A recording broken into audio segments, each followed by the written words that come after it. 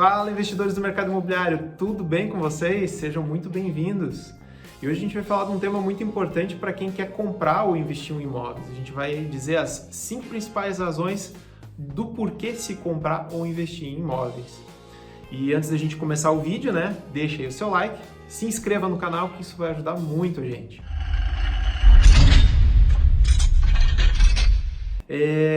A gente vem mesmo passando por uma crise agora, já vinha financeira e agora do coronavírus, que agravou essa crise, a gente vê que a tendência dos imóveis ela é sempre aumentar. Então, isso é um fator muito importante para o ramo imobiliário, né? Então, mesmo passando por crise, a gente vê que os imóveis eles continuam valorizando. Até, na verdade, assim, isso é bem frisado, porque o histórico que a gente tem, que a gente pode realmente ter como base, né, se é um negócio que vale a pena ou não, é o histórico, né, que esse determinado produto tem, enfim. E o mercado imobiliário, os imóveis em si, ao longo de todos os períodos, né, ele realmente sempre demonstra, assim, uma alta, né. Não vamos colocar que, poxa, é a forma de investimento com maior retorno financeiro, enfim, não é isso, mas dada a questão das garantias e da segurança, é que realmente faz a gente olhar sempre com bons olhos para esse tipo de investimento, né? Então, nós vamos agora salientar esses 5 aspectos, né, do que a gente deve levar em consideração quando se fala na aquisição de imóvel, seja para moradia ou seja para investimento. O primeiro deles, então, é a expectativa de valorização. Então, penso realmente em adquirir um imóvel para eu morar, para minha família, ótimo. Mesmo assim, a gente tem que olhar com olhos de investidor também, né? Qual que é a valorização desse bairro, qual é a valorização desse imóvel que eu estou procurando para minha família daqui a 5 anos, por exemplo? Porque uma coisa é praticamente certa, dificilmente tu vai ficar com a tua família ali o resto da vida. Então, é bom mensurar quando for adquirir um imóvel, seja para moradia, qual é o crescimento, qual que é o potencial daquele bairro, daquele empreendimento, se vai haver essa valorização, porque amanhã ou depois, possivelmente tu vai querer fazer novos negócios do mercado imobiliário e tu vai acabar utilizando esse como moeda de troca, por assim dizer, e se ele sofrer valorização, se o bairro sofrer valorização, vai ser muito bom para ti. Então, um dos aspectos realmente é a expectativa de valorização, né? E quando se fala, por exemplo, daí voltado ao retorno financeiro, aí nós também devemos olhar esses pontos com ainda mais abrangência, né? Poxa, primeiramente, qual é o histórico, né? Qual é o histórico desse bairro? Qual é o histórico dessa construtora que eu estou analisando? Qual é o histórico desse determinado público para esse tipo de produto que eu estou pensando em adquirir? Entendeu? É um público que está buscando 2 dormitórios ou é um bairro que tem uma característica de imóvel com valor agregado maior, por exemplo, 3 suítes, 4 suítes, enfim, tudo isso vai fazer com que o teu retorno financeiro depois vai ser mais positivo ou menos atrativo, por assim dizer, entendeu? E é interessante, né, Felipe, que a gente acompanha o mercado e por mais que agora a gente está passando num período, vamos dizer assim, de baixa, de crise, se você analisar algumas regiões, elas tiveram um boom imobiliário. Então, justamente se quem estava procurando nessa região entendeu como estava funcionando o mercado, por que talvez a cidade estava crescendo para lá ou algumas cidades estavam crescendo mais do que outras, conseguiu pegar toda essa expectativa de valorização que já estava prevista. Era só uma questão de se concretizar com o tempo, né? Exato, exatamente. E até essa parte dessa expectativa de valorização, a gente viu, principalmente nesse período realmente, né, que a gente está falando aqui de uma pandemia, e em que muitos investidores, né, estavam com os seus recursos em determinados tipos de aplicações em que foram diretamente impactados pela baixa da taxa Selic e muitos preocupados realmente, né, em procurar blindar todo o seu capital. E a gente viu realmente uma movimentação muito grande, né, meio que um êxodo aí no mercado imobiliário, porque justamente o mercado imobiliário ele tem um ponto muito interessante, é que apesar dos pesares, né, o bem garantidor ele vai estar lá, né? seja lá um terreno, seja lá um apartamento, né, em determinado prédio, uma casa, enfim. Então ele tende ao longo do período passar por todas as adversidades, né, e assim, no pior dos cenários, ainda meio que seguindo um critério da própria inflação, assim, entendeu? Então, isso olhando assim realmente no pior dos piores cenários. Isso. Mas a médio e longo prazo, pode ver até por histórico, tá? E a gente observa assim, algo que a gente faz normalmente é também questionar os nossos clientes, né?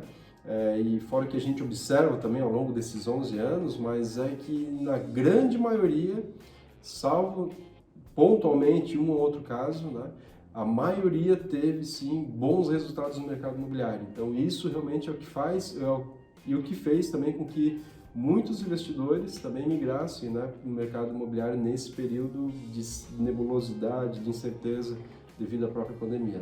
Isso. E mesmo com pandemia, a gente vê que casas, algum lugar para alguém morar precisa ter. E a gente consegue analisar regiões que têm um potencial de crescimento muito grande, tem uma procura muito grande.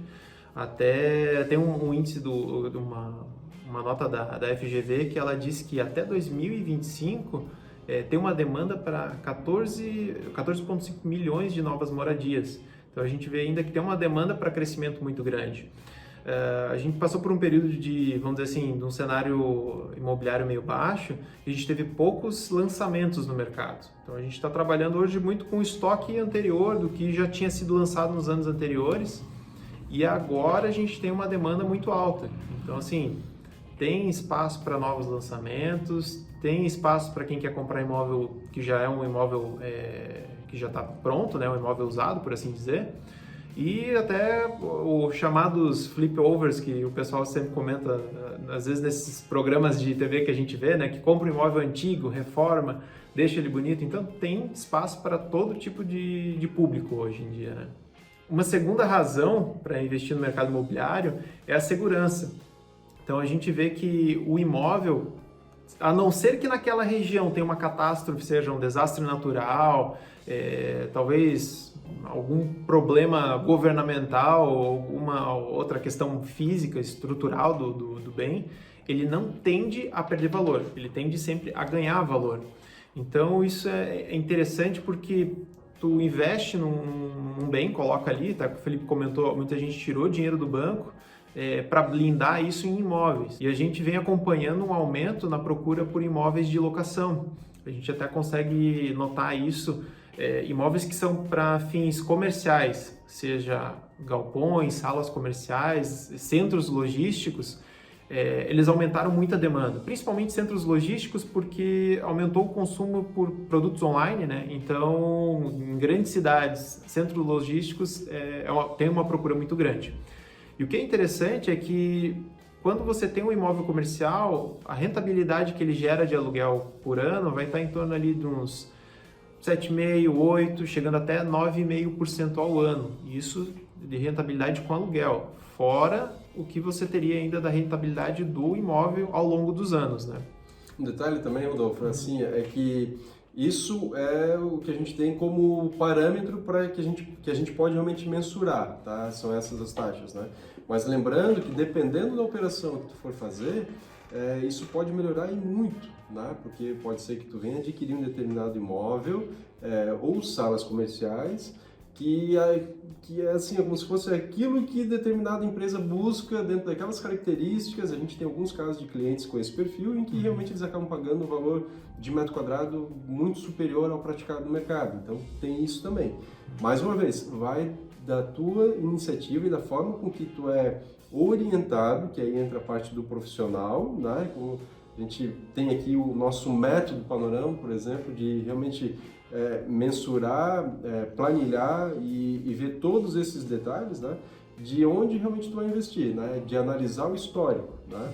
Pô, vou comprar um imóvel, por mais que a gente está falando aqui de segurança e tudo mais, mas se às vezes tu não fazer uma análise de que lado, por exemplo, existe um plano diretor para aquela determinada região, pode ser que exista ali uma rua planejada, entendeu? Que vai te pegar uma parte do terreno. Pode ser que do lado daquele tão aguardado condomínio residencial que tu buscava morar, vai sair um presídio, entendeu? Coisa que aconteceu aqui na nossa cidade. Então, são características, né, que realmente precisa ir mais a fundo, né, para que daí sim venha tomar a decisão e venha fazer o seu investimento da melhor maneira e da forma mais assertiva. Né? Isso, e é interessante até que tu falou dessa situação que a gente teve de presídio e tudo mais. O imóvel não deixou de valorizar, ele não teve o potencial de valorização que ele teria, mas mesmo esses imóveis que sofreram, vamos dizer assim, foram afetados por alguma coisa que acabou sendo externa, né? Os imóveis continuaram ganhando valor. Então, se tu pega ainda um imóvel que está numa boa região, que foi analisado a compra dele, com certeza ele só tem a valorizar. Por conta disso, até, o Felipe até já tinha comentado, muita gente tirou dinheiro de aplicações mais seguras, mais conservadoras, de CDB, por exemplo, porque com os imóveis a gente acaba tendo a mesma segurança, né, do bem, e comprando imóvel agora nesse período que a gente chama de mercado de baixa, não porque o mercado está numa baixa, os imóveis estão perdendo valor, é porque algumas pessoas passam por algumas situações que elas precisam se desfazer daquele bem, então elas acabam vendendo abaixo do valor para ter uma maior liquidez, e esse é o momento de compra de algumas pessoas. Quando você compra um imóvel nesse mercado de baixa, a valorização dele vai ser muito maior, porque ele vai estar abaixo do valor do mercado, mais a valorização dos anos seguintes. Um outro detalhe também, os imóveis de locação que sejam para fins residenciais, eles também têm um bom retorno, mas já não é um retorno tão bom quanto imóveis comerciais. Eles acabam sendo mais rápidos para alugar, eles não têm uma vacância tão grande, mas os retornos acabam sendo menores mensalmente. A gente vai estar falando ali de 0,4 por mês por aí. Mas, de qualquer forma, você está recebendo alguns dividendos, por assim dizer, alguém também está pagando os custos do imóvel, que seja condomínio, IPTU, e tu aproveita a valorização dele ao longo dos anos. E, dependendo do imóvel que tu for usar para locação, em determinadas épocas tu pode estar usufruindo desse bem. Né? Vamos imaginar um imóvel no litoral, por exemplo. Poxa, tu comprou com o intuito, às vezes, de estar locando Airbnb, por exemplo. Né? A gente tem clientes que locam boa parte do ano pelo Airbnb, enfim. Mas ainda assim, quando dá uma janela ali, ele acaba indo lá e usufruindo. Então, deixando, não, aquele período ali é o período que eu vou estar usufruindo. Então, assim, teve um retorno financeiro sobre essa operação, usufruiu do bem, ou está usufruindo, e ainda assim essa valorização que ele tem de ano a ano é o que acaba sendo realmente muito interessante. Exato. E com isso a gente vai para o terceiro ponto, que é a redução de riscos. Na verdade, você pode aplicar o seu dinheiro, o seu capital de diversas maneiras, só que algumas aplicações elas vão ter uma alta volatilidade. Então, a gente pode até comparar algumas aplicações com imóveis, que já imóveis eles não têm uma volatilidade tão alta. Vamos analisar a situação da Bolsa em março de 2020. Só ali naquele mês a gente teve uma queda do valor das ações em torno ali na casa dos 40%. E isso é o tipo de coisa que não acontece com imóveis, assim, num período tão rápido um valor tão considerável assim, né? Mesmo nesse período de crise, os imóveis só valorizaram. E a gente ainda teve algumas regiões que se despontaram no cenário nível Brasil, que valorizaram muito acima da média, até muito antes de a gente passar por essa crise. A gente que mora em Santa Catarina, principalmente em regiões do litoral, muitas cidades elas tiveram uma valorização muito acima da média. Inclusive, até uma das cidades que mais valorizou nos últimos 3 anos, despontando aí no mercado, acabou sendo Itapema. Então, é uma das cidades que cresceu muito. Até a gente tem um exemplo, né, Felipe, que é a Vocan, ali do lado de Itapema, que... Exatamente, um belo case, né? Exato. A gente seguir, porque a gente está falando ali, e se não me engano foi no dia 24 de outubro, né, de 2020, então a gente ainda estava naquele cenário ali, né, com uma pandemia realmente muito ativa ainda, né, infelizmente, e no meio dessa situação toda, né, nós tivemos ali o lançamento de um empreendimento, que é um bairro planejado, né, um projeto maravilhoso, né, onde foram vendidos 263 lotes em 7 horas, né? Então nós vendemos ali em 15 minutos 4 lotes, né? Sim. Foi um negócio realmente interessante, uma dinâmica diferente, mas mostra o seguinte, que no meio de uma situação como essa, né, Poxa, a gente está falando aí de 263 lotes aí com faixa de valores aí em torno de R$ 500 mil, vamos colocar aí, em 7 horas, né, que foram vendidos. Então, mostrando assim que realmente o pessoal acaba indo para um certo porto seguro, né, do que é o imóvel, né. Aí a gente pode dizer que nós podemos entrar para o quarto ponto, né, que é justamente a questão da durabilidade do bem, né. Porque daí o pessoal que está ali pensando, seja para investimento, seja para moradia, acabou a própria pandemia abrindo a cabeça ou fazendo com que as pessoas fossem mais a fundo assim, no que realmente importa, nos seus planos. Muitos, infelizmente, perderam familiares, amigos, muitos chegaram num ponto crítico até com relação à própria doença, né, de ficar internado, enfim. E muitos começaram, a gente percebeu que muitos começaram a reavaliar algumas situações e alguns planos, né? Pô, muitos pensavam assim, o dia que eu me aposentar eu vou morar no litoral, o dia que eu me aposentar eu vou comprar um sítio, né? E a gente viu que muitos reviram esse cenário e, quer saber, me aposentar pode não chegar, né? Deixa eu correr atrás aqui de alguns sonhos aqui, né? E vou para o litoral, vou adquirir um imóvel, vou comprar um sítio. A própria questão do home office possibilitou muitas pessoas a estar trabalhando de forma remota, né? Então, alguns buscando região mais de campo, outros buscando mais a região litorânea, mas motivados a isso, né? Justamente tem essa questão da durabilidade do bem, né? Porque, pô, tu está investindo, tu vai estar adquirindo um bem, independente do que aconteça, né? E que, infelizmente, a gente sabe que acontece, mas ainda assim aquele bem ele acaba ficando na família, né? A gente, normalmente o que a gente vê, a gente tem como histórico, né? As heranças familiares sendo repassadas, né? Como forma de bens, né? Seja lá o imóvel tal, né? O terreno tal. É isso que a gente acaba observando, assim, né? Na sua maioria, né? Outra coisa que é legal, até falando disso, Felipe, é que a gente vê que muitas pessoas falam que os imóveis, se eles forem alugados, mais ou menos uma média, no resumo, em 10 anos ele se paga. Então, depois do que vier disso daí é lucro e também você utilizar esse imóvel é algo que tu vai só passando adiante. Então, é algo diferente de alguns outros bens que a gente vê que não duram tanto. E, por exemplo, automóvel é algo que a gente vê que desvaloriza muito e não é algo que dura tanto tempo a ser passado por gerações como tu comentou, né? Exatamente. Então, realmente, essa questão da durabilidade, né? Pô, não é algo que tu comprou hoje, amanhã está desvalorizando, amanhã depois tu não acha mais, né? Peças daquilo, né? Vamos colocar aqui, talvez seja um veículo, enfim, né? Mas estou dizendo assim que realmente é algo duradouro, né? E muitas vezes a gente ouve as pessoas falando, poxa vida, o meu avô teve a oportunidade de ter adquirido um terreno ali na Praia Brava, assim, assim, assado, na época ele nem quis, porque né, achava que aquilo lá era um cantão, era um mato, enfim, agora aquilo lá vale horrores, né? E se a gente parar para ver, não é um período tão longo, tá? A gente estava falando aí coisa de 30 anos atrás, entendeu? Então, tudo bem, 30 anos, mas só que 30 anos, né? Copa do Mundo aí de 94, né? Tá dando que é 27 anos, né? Acho que a gente tá velho já. Enfim, então assim, ó, tá chegando, o tempo passa, né? E é isso que é legal a gente observar, né?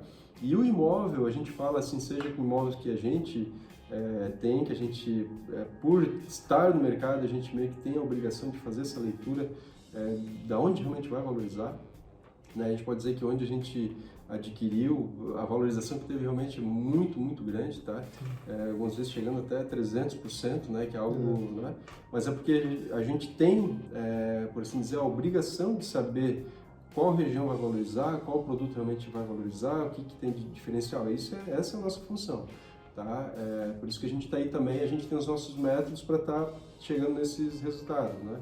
Mas eu estou dizendo assim, a maioria das pessoas, mesmo que não sejam profissional da área, mas se forem bem assessorados, com certeza vão estar fazendo ótimos negócios, né? E vão estar com esse bem aí garantido durante muito tempo, né? Gerações, inclusive. Exato. Acho que a gente tem um outro ponto aí também que é um ponto muito positivo para o mercado imobiliário, é que a gente ainda tem um déficit habitacional muito alto. Então esse é um ponto aí que a gente vê que o IBGE mesmo fala que faltam 7 milhões e 700 habitações.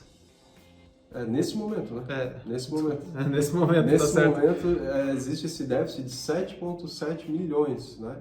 Então, assim, ó, é realmente muito grande, tá? Esse déficit, né?